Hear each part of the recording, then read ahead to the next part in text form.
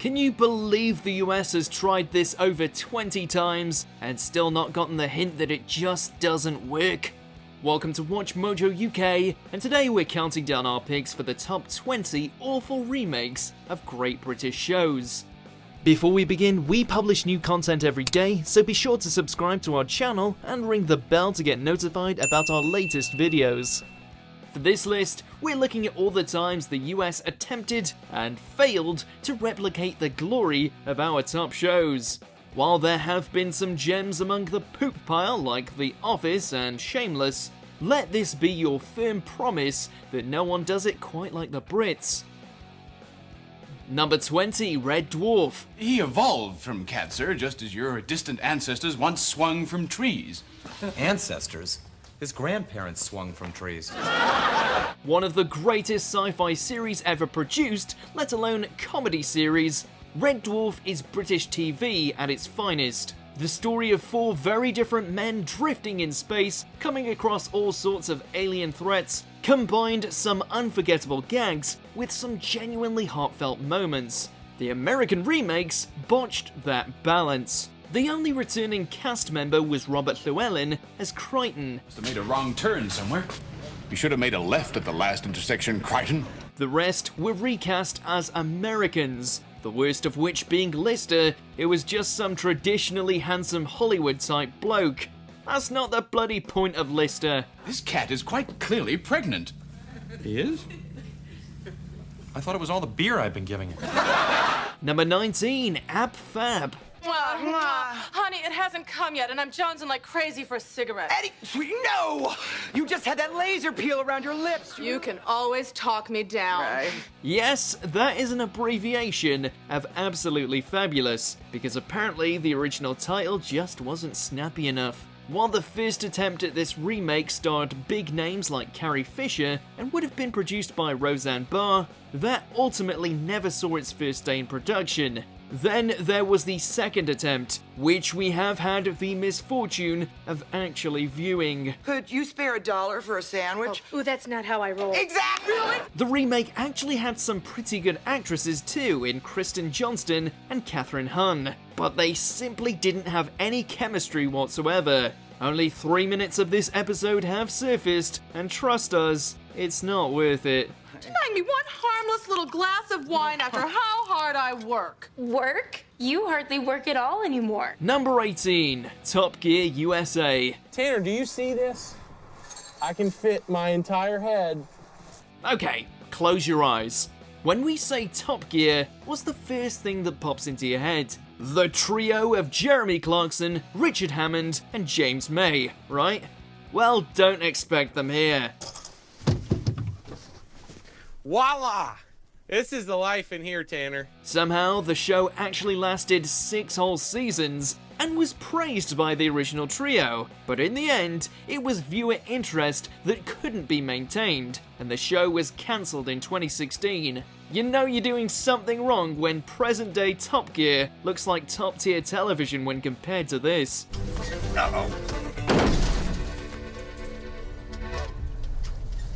Ow. Number 17, Trigger Happy TV. Hello! How's this for a kick of nostalgia? Many will remember this short outdoor prank show for Dom Jolly's screaming on a giant Nokia phone.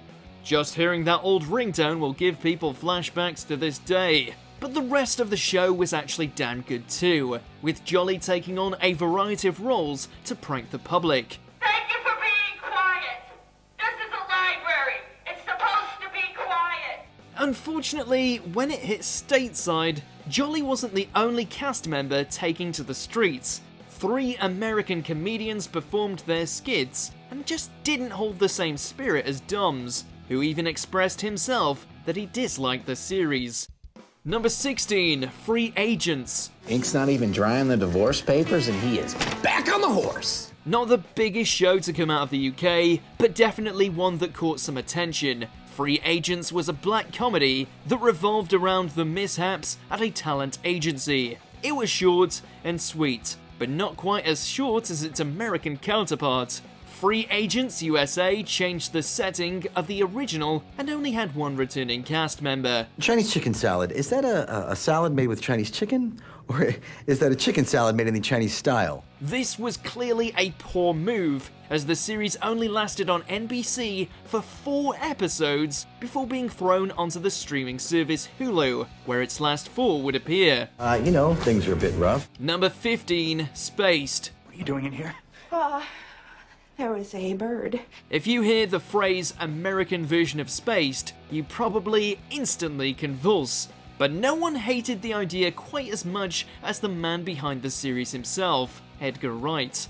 Wright was apparently opposed to the project the moment it was even suggested, but the production company went through with it without even telling him. I'm thinking maybe like a unicorn, and a field of poppies and some sparkles. She's got a lot of opinions. What's worse, they actually still credited him and Simon Pegg as working on the series. At the end of the day, American characters reenacting scenes from American movies just didn't have the same humour as when down-and-out British characters do it, and the show never survived. Bow. No. You don't want this. You don't want. What if I take his little friend here and I just do that? Number 14, Men Behaving Badly. However, can we in all fairness compare driving a car to making love to a woman?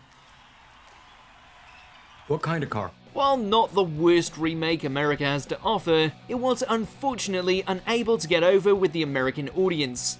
The original of this series starred British staples Martin Clunes and Harry Enfield, and was constantly pushing the extent of political incorrectness on television. This was met with adoration from the British public, but when the Americans tried this in a similar vein, audiences were appalled. I mean, you don't want some strange guy in your apartment poking through your underwear drawer. The family-friendly nature of more popular shows wasn't present here, and with Rob Schneider, yep, that Rob Schneider, taking the main role in the height of his fame, not even that could save the series from cancellation.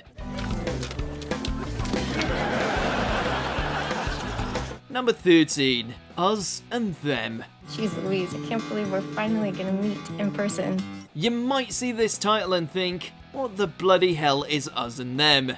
Well, sadly, this was what happened when the US tried to adapt the comfy tale of every folk, Gavin and Stacey. But you can't exactly recreate a love story between a couple from Wales and England respectively, so they just ditched that entire part. There she is.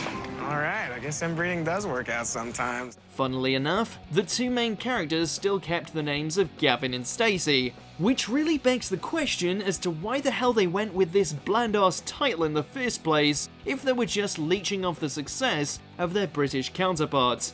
Who knows? Yeah, is it good? Oh, no. Actually, that is the most disgusting thing I've ever had in my mouth. Number 12, Cracker. Okay, so you've gotten the idea so far that British comedy just doesn't translate well into the American format. But what about some hard knocks drama? Well, that's hardly better too, sadly. I was nothing to you, but now you know me. Now I'm inside you. The tale of a Glaswegian criminal psychologist solving crimes in Manchester was stripped of its setting and lead, turning it into pretty much your standard American crime drama fare that you could find on any other channel. Let's start telling the truth. You will not find the answer in any of these. Freud, William James, Young. This one is proof that you just can't replicate the badass that is Robbie Coltrane. Number 11, Peep Show. When you think of cringe-based British comedies, chances are your mind immediately jumps to David Mitchell and Robert Webb's classic series, Peep Show. But sadly, when Americans got their hands on it, it became an entirely different kind of cringe. The bad kind. This pilot episode, which was produced by 20th Century Fox, is downright painful to watch and proves that whoever wrote it never truly grasped the concept of what Peep Show was all about. Thank God Superhands got out unscathed.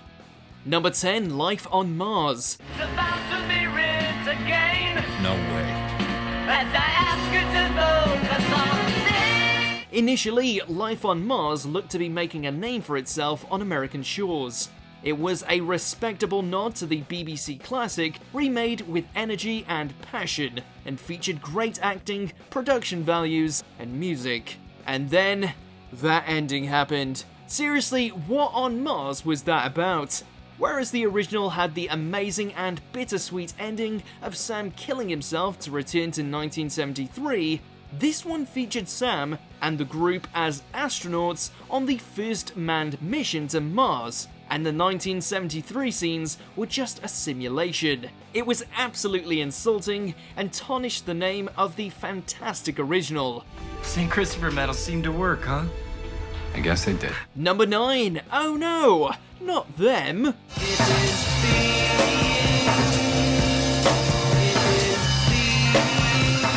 That atrocious title is really all you need to know about this abomination.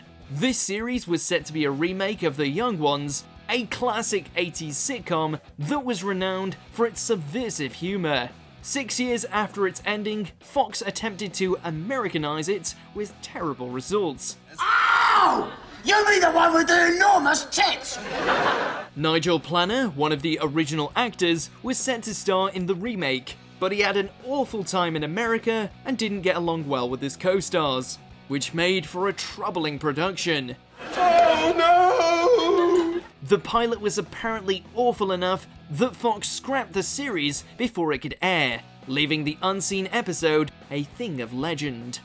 Number 8, Cold Feet. They make some very underrated wines, the Bulgarians. This isn't one of them. A comedy drama detailing the ebbs and flows of love, Cold Feet was a huge success for ITV, lasting 6 years and garnering huge amounts of critical praise. Then there's the American remake. A show apparently so forgettable, its existence seems to have been wiped from the internet.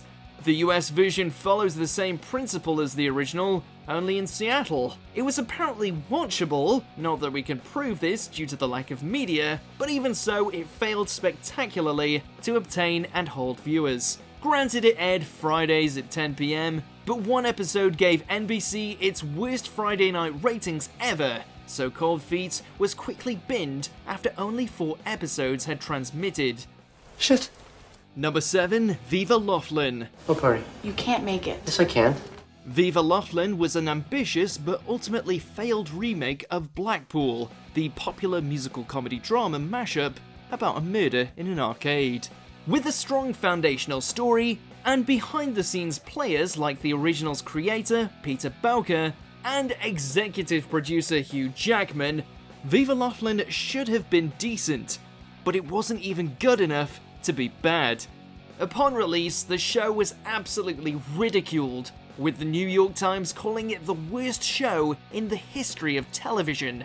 Harsh, yet warranted.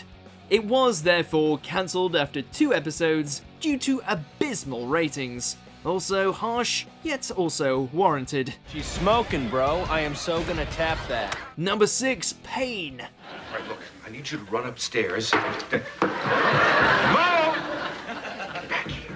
Rule 1 of adapting British shows: do not, and we mean do not, touch Fawlty Towers.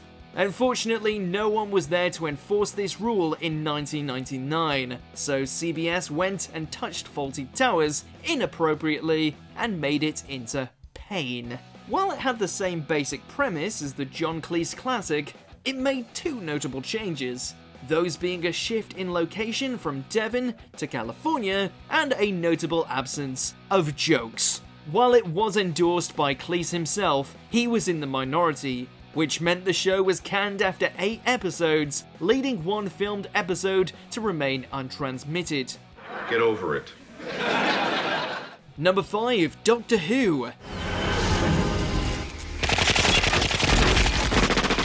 Before the 2005 revival that brought Doctor Who back to the public's consciousness and hearts, there was this made-for-TV movie, which was supposed to be hugely successful and launch an American version of the show. It wasn't, and it didn't. Broadcast on Fox, this movie served as a continuation of the story, with the 7th Doctor, Sylvester McCoy, passing the baton to Paul McGann.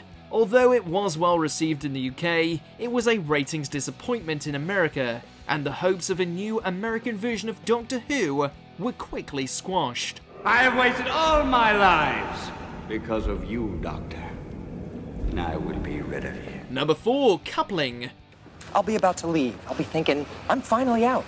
She'll lean over, look me in the eye and say, I'm not wearing panties. Coming from eventual Doctor Who and Sherlock showrunner Stephen Moffat, the UK version of Coupling was a brilliant comedy that centered around a group of mates and was respectably compared to both Seinfeld and Friends. Meant to serve as the replacement for the latter, NBC commissioned 13 episodes of an American remake, but some awful acting and constant network interference caused this version to be embarrassingly inferior to the original, and it was instantly labelled a massive creative failure. It was quickly cancelled after 4 episodes went out, and the rest have been presumably taken out back and muffled with a pillow. When I invited you to dinner, I meant dinner.